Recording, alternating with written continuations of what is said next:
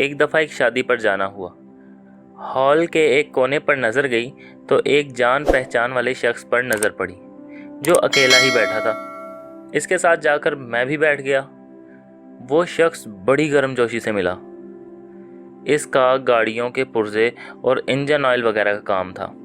حال احوال پوچھنے کے بعد وہی عام طور پر کی جانے والی باتیں شروع ہو گئیں، یعنی مہنگائی اور کاروباری مندے کا رونا۔ کہنے لگا آج کل کوئی کام نہیں چل رہا، اوپر سے گاہک بھی ایسے ہیں کہ سالوں کا مرنا بھولا ہوا ہے، خدا خوفی تو گویا ہے ہی نہیں۔ ابھی پرسوں کی بات ہے کہ ایک بندے نے گاڑی کا آئل تبدیل کروایا، 2500 بل بنا، اس نے پیسے دیے اور چلا گیا۔ بعد میں پتہ چلا کہ 1000 کا نوٹ جعلی دے گیا۔ اوہ، میرے منہ سے نکلا پھر کیا؟ بڑی گالیاں نکالی اسے، پتہ نہیں کون تھا، پہلی بار آیا تھا۔ وہ تو شکر ہے میں نے آئل ہی جعلی ڈالا اس کی گاڑی میں، ورنہ میں تو مارا جاتا۔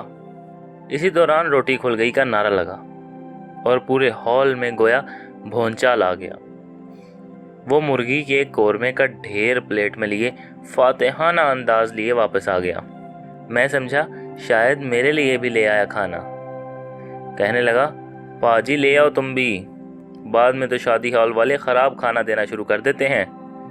میں اٹھا اور بریانی لے کر واپس آ گیا اور اس سے پوچھا اس جعلی 1000 کے نوٹ کا کیا کیا تم نے؟